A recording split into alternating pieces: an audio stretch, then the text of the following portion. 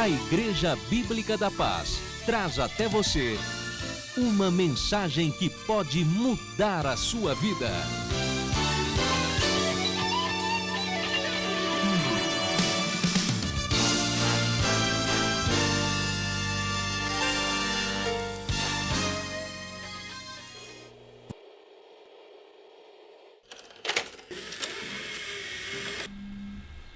Capítulo 7 do livro de Josué é um capítulo triste, por um lado, e é um capítulo que serve de advertência para nós, por outro lado. Ele é triste porque ele termina com uma tragédia, e ele ao mesmo tempo nos serve de admoestação, de alerta, porque nós precisamos atentar para estas coisas que a Bíblia vai nos ensinar neste lugar, neste texto da palavra. Na verdade, o assunto que se trata aqui é sobre pecado. E pecado é errar o alvo. Pecado é errar a direção. Pecado é fazer uma coisa que está contrária aos propósitos de Deus. Pecado é fazer alguma coisa que está contrária ao ensino que Deus nos dá e que Deus diz que nós devemos obedecer. Pecado é errar o alvo, é ter uma direção que não é a direção que Deus quer que nós tenhamos para a nossa vida.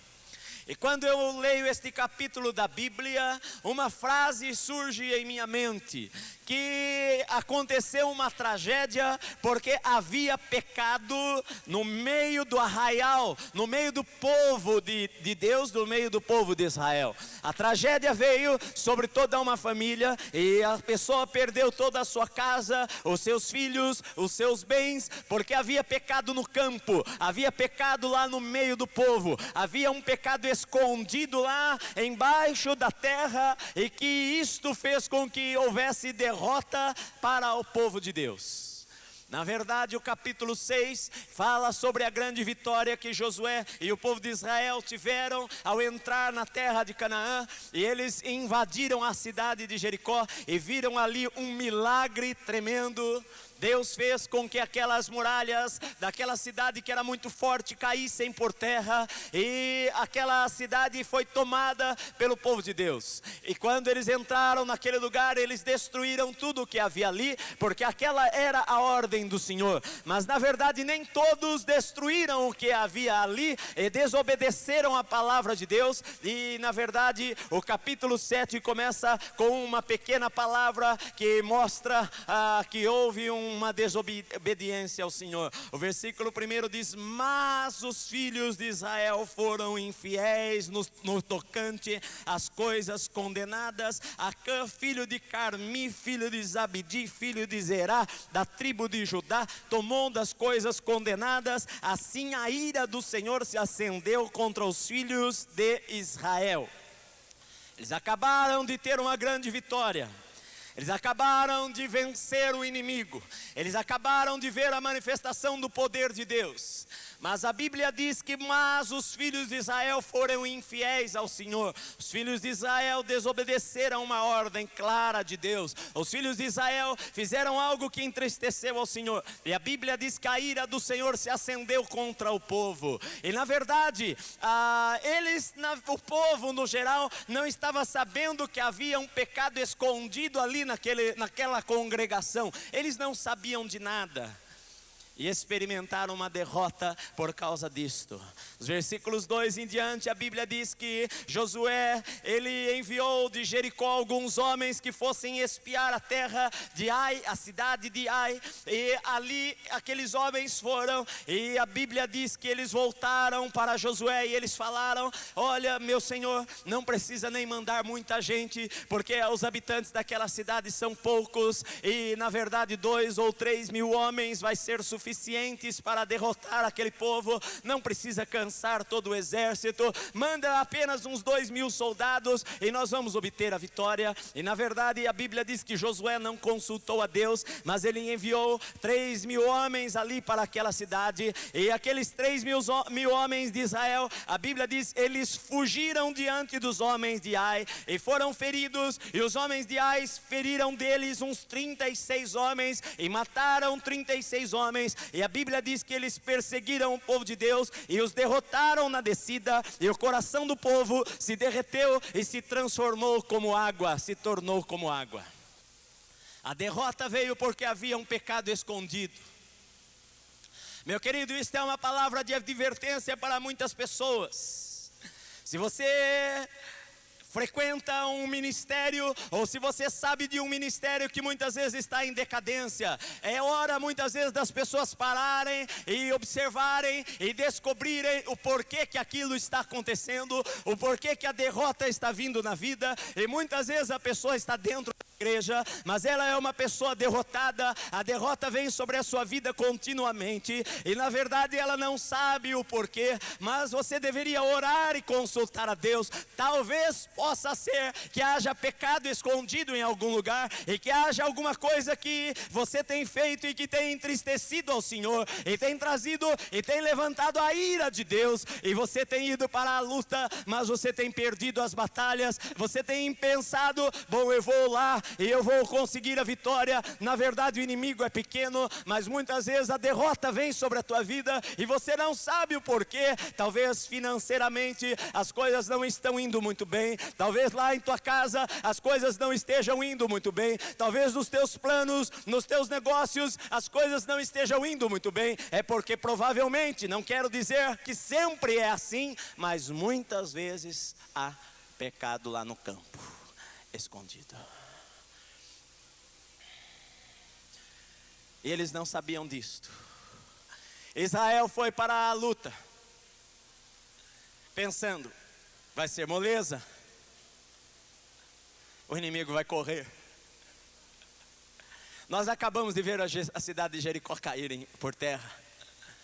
Aquela cidade, as suas muralhas largas, passavam 3 carruagens, uma do lado da outra, uma muralha forte, e nós vimos, Deus fez ali um milagre e ela caiu. Esta cidadezinha vai ser com tranquilidade, mande 2 ou 3 mil homens, mas eles passaram vergonha, vieram fugidos, o inimigo os perseguiu, foram derrotados. 36 homens morreram lá no campo de batalha, foram feridos pelas costas porque estavam correndo do inimigo, não tiveram talvez tempo para reação nenhuma. Eles foram derrotados diante de uma cidade que não era nada, porque havia pecado escondido lá no campo de Israel. E Deus não pode agir na vida das pessoas quando há um pecado escondido no coração das pessoas. Muitas vezes a tragédia vem sobre a vida das pessoas porque elas permitem que o pecado comece a entrar em sua casa, e muitas vezes elas não detectam que a causa da derrota em sua vida é que elas estão andando em um caminho errado. Então a derrota vem em sua vida e ela pergunta para Deus: Deus, eu não consigo entender porque as coisas acontecem desta maneira.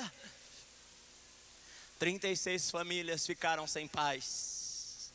Talvez 36 casas com filhos e crianças. Os melhores homens de Israel que estavam à frente do exército. 36 homens foram mortos no campo de batalha naquele dia. Israel saiu envergonhado, e a Bíblia diz que o coração do povo se derreteu. Eles ficaram desmoralizados, eles ficaram abatidos, eles ficaram quebrantados, e a Bíblia diz que o coração se derreteu e se tornou como água, e eles ficaram com a moral da tropa ficou baixa. Eles ficaram se questionando: meu Deus, o que é que aconteceu? Nós vencemos Jericó, que era uma potência, e chegamos diante dessa cidade tão pequena e fomos derrotados.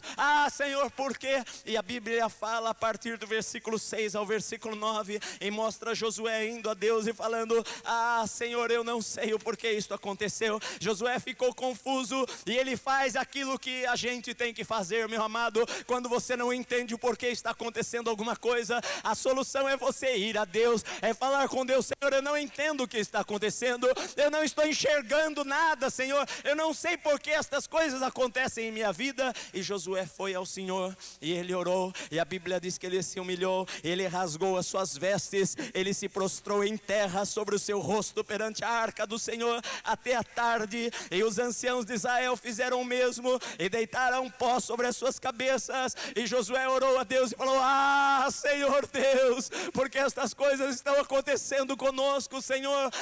Senhor, o que vai ser do teu grande nome? O que vão falar do teu nome? Porque as pessoas vão falar que o teu povo foi derrotado, as pessoas pessoas vão falar que nós somos derrotados diante de uma cidade pequena, e eles vão zombar de nós, eles vão zombar de ti. Senhor, nós somos povo do Senhor, e eles vão rir do Senhor por causa desta derrota. Senhor, nós não entendemos. E a Bíblia diz que Josué e os anciãos se prostraram no chão, colocaram cinzas sobre as suas cabeças, se humilharam diante de Deus e clamaram ao Senhor todo aquele dia até o final da tarde. E no final da tarde Deus respondeu a sua oração, meu amado, porque Deus é um Deus que revela segredos, Deus é um Deus que responde orações, Deus é um Deus que fala com os seus servos, Deus é um Deus que fala com aquele que se humilha. Deus, a Bíblia diz, Ele abate os soberbos, mas Ele exalta aquele que se humilha na sua presença. Deus fala com a pessoa que o busca com um coração sincero, aquela pessoa que busca a resposta de Deus porque quer acertar as coisas. A palavra do Senhor veio naquele final de tarde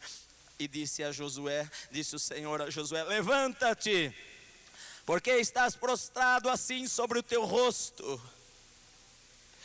Israel pecou, violaram a minha aliança que eu lhes tinha ordenado, e tomaram das coisas condenadas, e furtaram, e mentiram, e até debaixo da sua bagagem o puseram, pelo que os filhos de Israel não puderam subsistir perante os seus inimigos, viraram as costas diante deles, porque Israel se fez condenado. Não serei mais convosco, se não eliminardes do vosso meio a coisa roubada. Deus deu duas respostas, duas palavras para Josué. A primeira delas foi: na verdade vocês foram derrotados porque há pecado no meio do povo. Vocês foram derrotados porque há pecado no vosso meio. Israel fugiu diante do inimigo porque há pecado ali naquele lugar, há coisas escondidas ali, e vocês foram derrotados por causa disto, porque o pecado sempre traz derrota, o pecado sempre traz a morte. A Bíblia diz que o salário do pecado é a morte. O pecado sempre escraviza a vida das pessoas. Você ora, você vai na fila de oração, e o pastor ora pela tua vida, e os irmãos oram pela tua vida. Mas se há pecado oculto, há pecado escondido, muitas vezes você não entende. Eu não consigo entender porque a bênção do Senhor não vem. Meu querido, muitas vezes é hora de parar e analisar. Ministérios inteiros têm caído por terra por causa disto. Pastores têm perdido a unção sobre a sua vida por causa disto. Homens que certo dia foram levantados debaixo da unção do Espírito Santo têm visto as suas vidas definhar, e a sua unção morrer, e o seu ministério ir para o chão, e o seu ministério desaparecer, porque há pecado oculto, há coisas escondidas, e ele não para perguntar para Deus, ele não para falar: Senhor, o que está acontecendo? E Deus falou: olha, há pecado no meio do povo. E a segunda coisa que eu vejo que é muito triste, o Senhor falou: eu não serei mais convosco, se vocês não eliminar do vosso meio a coisa roubada. Eu não vou mais agir no meio de vocês, eu não vou poder abençoar mais as suas vidas, eu não vou mais andar com vocês. A derrota vai seguir sim, porque eu não vou estar com vocês, porque, meu amado, você serve a um Deus que é um Deus santo.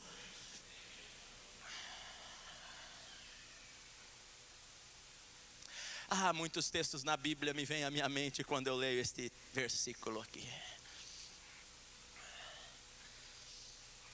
Porque certa vez Israel foi para a guerra, e eles foram diante dos filisteus, e eles estavam andando longe do Senhor. E eles pensaram: vamos mandar a arca de Deus, porque a arca era a representação da presença de Deus no meio do povo de Deus. Mas a arca não era a presença de Deus. A arca sem a glória do Senhor não passava de um objeto inanimado, não passava de uma caixa de madeira.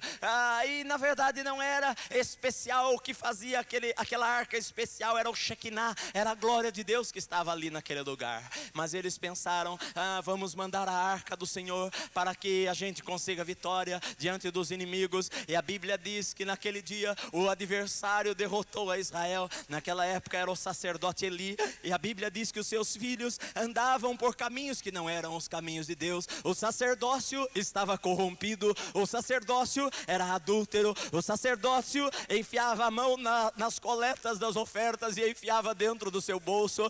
O sacerdócio não tinha temor de Deus no seu coração, e eles foram para a guerra assim mesmo, pensando pensando, nós vamos conseguir vencer, vamos levar a arca de Deus. Mas os filisteus vieram contra Israel e tomaram a arca do Senhor e mataram os filhos de Eli e mataram muitas pessoas em Israel. E o mensageiro veio e chegou à casa do sacerdote Eli, que deveria ensinar a palavra para o povo, mas ele não disciplinava os seus próprios filhos. A Bíblia diz que os seus filhos faziam o que queriam, porque o sacerdote não tinha pulso firme, o sacerdote não tinha autoridade, o sacerdote não os repreendia, o sacerdote temia mais o homem do que a Deus, o sacerdote não queria ouvir a Deus, mas ouvia o homem, e com seu coração mole não tomava uma posição séria que era necessário tomar. E a Bíblia diz que o mensageiro chegou para ele e falou: olha, Israel foi derrotado, a arca foi levada e foi para a cidade dos filisteus. Israel se dispersou pelos montes e pelos morros. E a Bíblia diz que Eli estava sentado na sua cadeira, e ele, ao ouvir que a arca havia sido tomada, ele caiu a cadeira para trás e ele quebrou o pescoço e morreu. E a mulher de um dos seus filhos naquele instante deu à luz a uma criança e falou: Icabode, ou seja, foi-se a glória de Israel, foi-se a glória do Senhor. Muitas vezes nós pensamos que podemos manter a glória de Deus sobre a nossa vida, ainda que a gente tenha coisas ocultas em nosso coração, ainda que a gente seja um péssimo cristão, ainda que a gente não viva realmente para Deus. Nós pensamos: bom, eu tenho a aparência, eu levo a aparência, eu levo o nome do Senhor comigo, eu levo o cartão de membro da igreja, o Senhor vai me dar a vitória. Mas muitas vezes o que resta é a derrota, muitas vezes o que resta é a morte, muitas vezes o que resta são as consequências daquela atitude. Icabode, foi-se a glória do Senhor, perdeu o melhor de Deus, perdeu o tempo de Deus para a sua vida, perdeu a bênção do Senhor para a sua vida. E que foi o que aconteceu aqui com o povo de Israel. O inimigo tão fraco, mas não conseguiram derrotar. Sansão, aconteceu isto com ele também. Ele falou: eu vou sair mais esta vez e o Senhor vai estar comigo. Eu vou sair mais esta vez e Deus vai agir. E a Bíblia diz: mas ele não sabia que a glória do Senhor já se tinha retirado da sua vida. Muitas vezes os ministérios têm fracassado porque têm permitido pecados entrarem e ficarem ali. Eu quero dizer para você que Deus não compactua com estas coisas. Eu quero dizer para você que os santos, os anjos, os serafins e os querubins estão lá diante do trono de Deus dia e noite, 24 horas por dia, por toda a eternidade, dizendo um para o outro: Santo, Santo, Santo é o Senhor dos exércitos. Deus falou para eles: eu não vou poder andar com vocês se vocês não tirarem do vosso meio a coisa roubada. Levanta-te desse lugar que você está, santifica o povo e dize: santificai-vos para amanhã, porque coisas condenadas há no meio de ti, ó Israel, e você não vai poder suster-se diante dos inimigos. E a Bíblia diz no versículo 14 e 15, que Deus falou para Josué, porque Deus é um Deus que revela, e Deus falou para Josué: olha, Josué, você pega, vai chegar a você as tribos, e você vai separar uma tribo, e daquela tribo vai surgir uma família, e daquela família uma casa, e você vai mandar passar homem por homem, e eu vou indicar um homem, e aquele que for achado com a coisa roubada será queimado no fogo, ele e tudo que tiver. Violou a aliança do Senhor, fez loucura em Israel. Versículos 16 em diante, então Josué se levantou de madrugada e reuniu o povo de Israel. E foi tomada, a Bíblia diz, a tribo de Judá. E da tribo de Judá, a família dos Zeraitas. E dali foi tomado um homem chamado Zabdi. E fazendo chegar a casa de Zabdi, homem por homem, foi tomado Acã, filho de Carmi, filho de Zabdi, filho de Zerá, da tribo de Judá. Então disse Josué a Acã: filho meu, peço-te, glória ao Senhor Deus de Israel, e faze confissão perante ele, declara-me agora o que fizeste, não me ocultes. Eu quero dizer para você, meu amado, nós estamos no tempo da graça de Deus. Mas o tempo da graça de Deus não quer dizer que Deus permite qualquer coisa. O tempo da graça de Deus não significa que Deus permita que se brinque com o seu nome. O tempo da graça de Deus não significa que Deus permite que as pessoas o tratem de qualquer maneira e ajam de qualquer maneira, pensando que a bênção sempre vai estar ali presente. Isso é um engano. A Bíblia diz que Deus revelou a Josué e ele chamou homem por homem, pessoa por pessoa. E chegou aquele homem, Acã. E eu vejo o coração do líder, eu vejo o coração de Josué ao falar: filho meu, eu te peço, dá glórias a Deus. E fala para mim, o que é que você fez? Não me oculte nada. E a Bíblia então mostra aqui quais são os passos que levam as pessoas para o pecado. Versículo 21, Acã falou: verdadeiramente eu pequei contra o Senhor. E no versículo 21 ele diz: quando eu vi que entre os despojos uma boa capa babilônica e 200 ciclos de prata e uma cunha de ouro do peso de 50 ciclos, eu cobicei-os e tomei-os. Então estão escondidos na tenda, na terra, no meio da minha tenda, e a prata está debaixo da capa. Na verdade, 4 coisas aqui, 4 palavras que são importantes. A Bíblia diz que ele viu, a segunda palavra ele cobiçou, a terceira palavra ele tomou, e a quarta palavra ele escondeu. Primeiro ele viu, segundo ele cobiçou, terceiro ele tomou e quarto ele escondeu. Geralmente este é o caminho que o pecado faz na vida das pessoas. Ele vê uma coisa que o atrai, ele cobiça aquela coisa, então ele toma aquela coisa, e a Bíblia diz que ele esconde aquela coisa. Ele tenta se esconder de Deus, ele tenta esconder em algum lugar, ele tenta falar assim para si mesmo, convencer-se a si próprio: não, ninguém jamais vai saber, ninguém vai saber, a minha família não vai saber, os meus irmãos não vão saber, o meu pastor não vai saber. Mas eu estou dizendo para você que Deus sabe. Deus sabe. Nada passa escondido aos olhos do Senhor. Avivamentos se destruíram por causa disto.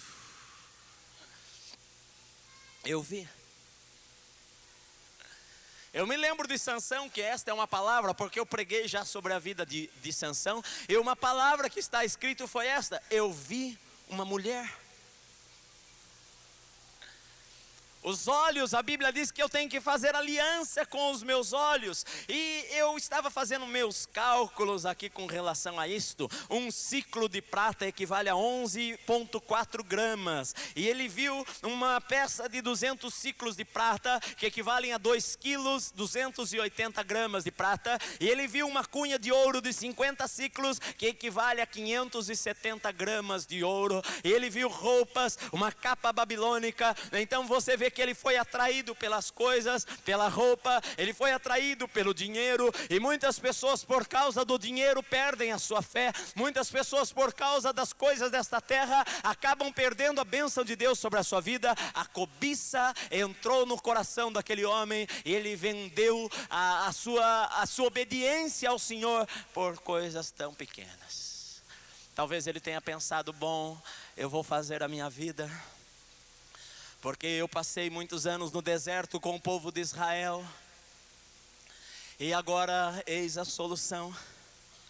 Ele estava lá quando ele entrou em Jericó, e Deus havia dito: vocês não peguem nada, porque tudo lá é para ser destruído. Somente o ouro e a prata vai ser consagrados a Deus. Ele é santo ao Senhor. O ouro e a prata vocês vão consagrar ao templo de Deus, porque isto é santo ao Senhor. Mas ele não temeu a palavra de Deus, ele não temeu ao Senhor, ele não temeu desobedecer a Deus. Ele pensou: bom, esta é uma boa oportunidade. Na verdade, isto é apenas um pecadinho de nada. nada, isto é apenas uma coisa quase que nada. O que é isto? 570 gramas de ouro, é uma pedra, um pedaço de ouro, e um pouco de prata, e uma capa tão bonita como esta. Eu vou pôr esta roupa, daqui um tempo ninguém nem vai saber de nada.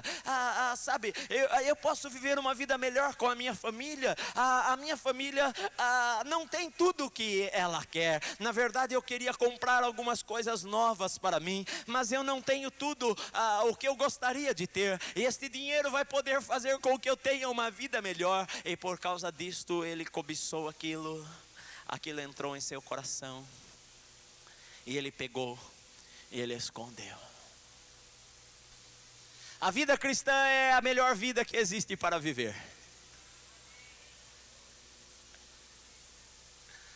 Quando você obedece ao Senhor, quando você obedece à Bíblia, quando você ama a Deus com todo o teu coração, quando você se santifica para Ele, como Deus falou para o seu povo: santificai-vos amanhã. A Bíblia diz no capítulo 5, Deus já havia falado através de Josué: santificai-vos, porque amanhã o Senhor fará maravilhas no meio de vós. Quando você se separa para Deus, na verdade você não está perdendo nada, meu amado, você está ganhando um monte de coisas em tua vida. Quando alguém chega para você com uma oferta desonesta, é uma boa proposta. Os teus olhos engordam ao ver a quantia de dinheiro que você vai ganhar, e você olha babando para aquilo lá. É uma proposta maravilhosa. Que coisa, que chance que está me abrindo. Mas o Espírito Santo fala ao teu coração: não faça isto. O diabo vai falar na tua mente que você é um idiota. Talvez até mesmo a tua esposa fale para você que você é um idiota. Ou o teu amigo fale para você que você é um tolo. Você vai perder a grande chance da tua vida. Você vai perder a grande oportunidade da tua vida. Olha, agora é o momento de você ficar rico. Agora pense nas coisas que você vai ter. Pense nas viagens que você vai fazer. Pense nas roupas que você vai comprar. Pense nos lugares que você vai viver. Pense na segurança que você vai dar para os teus filhos. Os teus filhos estão crescendo, eles precisam ter uma vida melhor. E você vai e faz lá, e o diabo fala em tua mente: isso não tem problema nenhum, isso todo mundo faz, a igreja faz, os cristãos fazem. Olha, ele até traz à tua mente alguns pastores que fazem. Mas eu estou dizendo para você, meu amado, que você vai entrar em um barco furado. A morte vai vir, porque o salário do pecado sempre é a morte.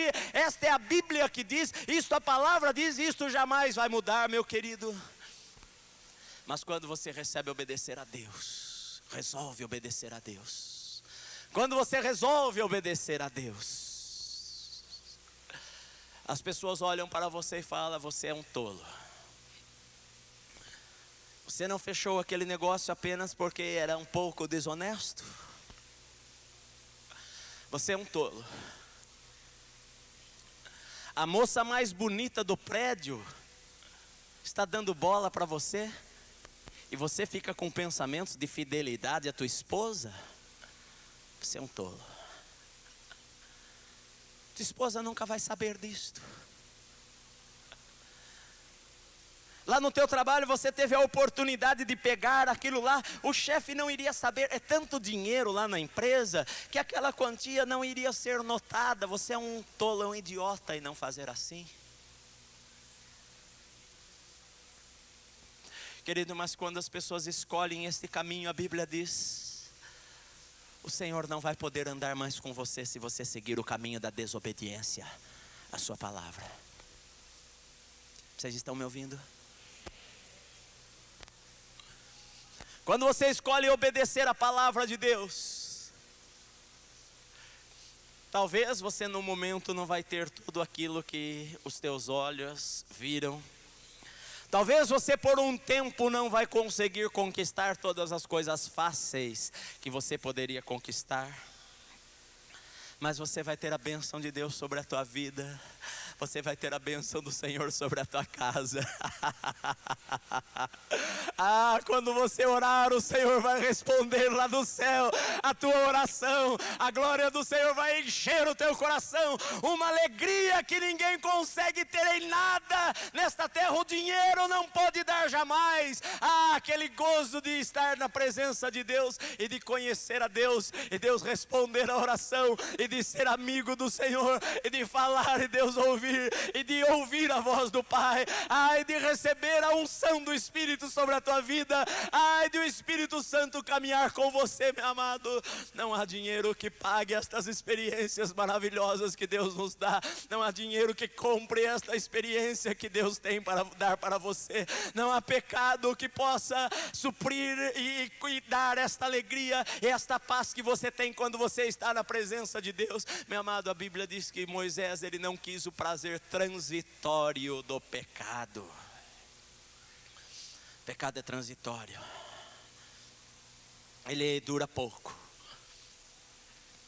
Ele dura algumas vezes, alguns minutos. E o gozo que ele traz pode durar algumas horas. Mas a palavra de Deus veio para aquele homem naquela noite: louco, esta noite pedirão a tua alma e o que tens preparado, para quem serás? Essa roupa nova que você comprou, o máximo que ela pode servir é para você vesti-la no teu caixão.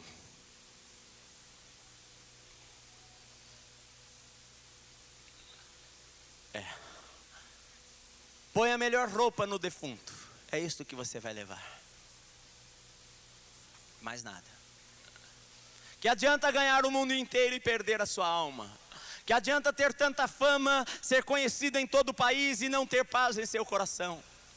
O que adianta receber muitas honras nesta terra, mas lá dentro do seu coração é vazio? As madrugadas são vazias, as noites são vazias, as noites precisam ser dormidas com remédios. O sono só vem quando você toma remédio. O que adianta essas coisas? O que adianta ter uma poupança altíssima, ter casas em todo lugar, ter dinheiro em toda parte, ter relacionamento sexual com muitas mulheres ou muitos homens diferentes a todos os dias, se a paz não está lá no coração da pessoa? Porque o pecado, quando ela é praticado, só fica o vazio ali no coração da pessoa, só fica aquela insatisfação ali no coração da pessoa. Um dia eu estava ouvindo uma reportagem e as pessoas estavam falando que traíram as suas esposas, ou que namoravam, mas que saíam com outras, e a pessoa perguntou para elas: e depois da relação sexual, o que é que você sentia? E quase que todos responderam assim: olha, ficava um vazio, ficava um nojo daquela situação,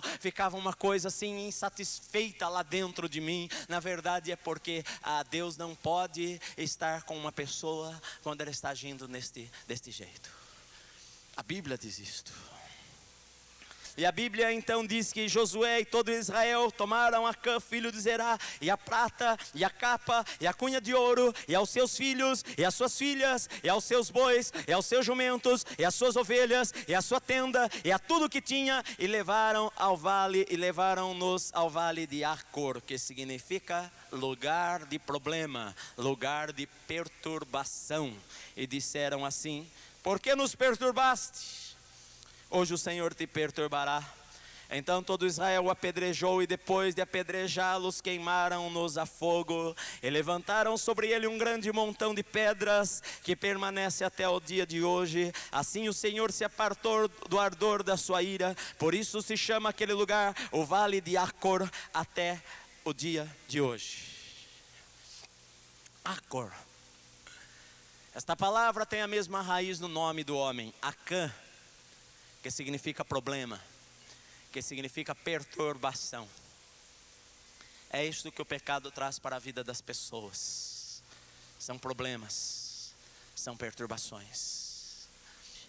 3 lições para nós aqui terminarmos, meus queridos. A primeira delas, que o pecado sempre vai trazer derrota, tragédia e morte. E isto é inevitável, meu querido. Ou hoje ou amanhã, o pecado vai trazer estas coisas na vida da pessoa, se ela não se arrepender. A segunda coisa é que a Bíblia diz que o pecado nos separa de Deus. O pecado faz divisão entre você e Deus. Isaías capítulo 59, versículos 1 e 2, Deus diz assim: talvez você ore e não sinta a presença de Deus. Talvez você tenha que analisar a tua vida. Será que não é por causa de pecado? Talvez o ministério está descendo ao invés de subir. Será que não é por causa que há pecado escondido? Talvez a vida espiritual está caindo ao invés de ir para frente. Será que não há pecado espiritual, pecado escondido? Será que talvez você financeiramente está indo para baixo? Será que não há pecado escondido? Deus só promete a bênção quando há integridade em nossa vida.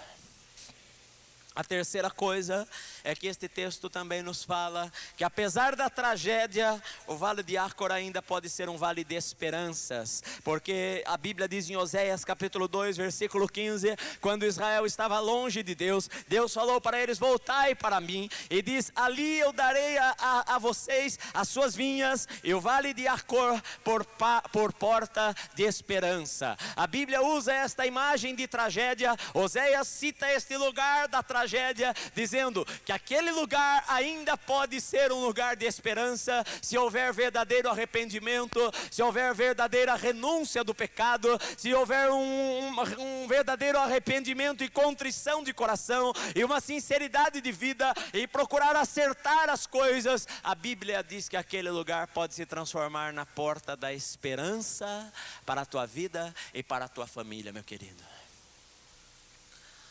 A Bíblia diz em 1 João capítulo 1, versículo 9: se confessarmos os nossos pecados, Deus é fiel e justo para nos perdoar os pecados e nos purificar de toda injustiça. Pastor, eu tenho coisas escondidas em minha vida, o que é que eu preciso fazer para consertar? Eu quero dizer para você que você precisa confessar os teus pecados a Deus, crer em Jesus Cristo, crer que há poder no sangue de Jesus para purificar e lavar a tua vida de todo o pecado e de toda a iniquidade. Eu digo para você que quando você pede perdão a Deus, o sangue precioso de Jesus, ele passa sobre a tua vida e ele tira toda a mancha, ele tira todo o pecado, ele tira toda coisa que estava escondida lá dentro. Ele faz o teu coração ser mais alvo do que a neve, ele faz a tua vida ser mais limpa, e Deus olha para você como se você nunca tivesse cometido um pecado sequer. O diabo vai acusar você e vai falar: ah, mas Deus não te perdoou. Mas a Bíblia diz que o Senhor perdoou você, meu amado, e Ele não se lembra mais. No dia seguinte você vai chegar lá no teu quarto e você pediu perdão ontem para Deus, mas a tua consciência algumas vezes ainda vai te acusar, e você vai para o teu quarto e vai falar: ah, Senhor, perdoa, Senhor, o pecado que eu cometi antes de ontem. E Deus vai olhar lá do céu e vai falar: que pecado? Eu não estou vendo nada. Eu estou vendo que há sangue sobre a tua vida, o sangue do meu filho. É isso que Deus vê.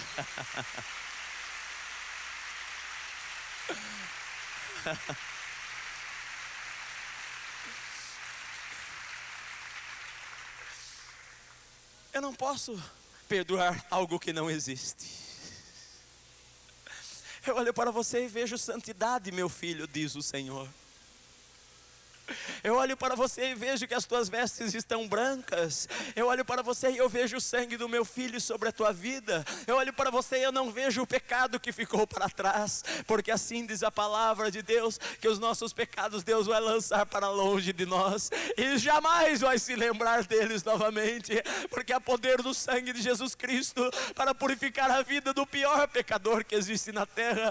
Aquele homem que desobedeceu a Deus a sua vida toda, aquele homem que entregou o seu corpo à prostituição e ao adultério e ao homossexualismo, aquela mulher que entregou o seu corpo ao lesbianismo a sua vida toda. Quando aquela pessoa chega humildemente diante do Senhor e fala: Senhor Jesus, por favor, me perdoa, purifica o meu coração, purifica a minha vida. A Bíblia diz que o sangue de Jesus Cristo vai vir sobre a vida daquela pessoa que estava escura espiritualmente, que o seu coração estava escuro, que a sua vida havia sobre a sua vida uma nuvem de escuridão e de trevas, a Bíblia diz que vai entrar ali o vermelho do sangue, para limpar, para purificar.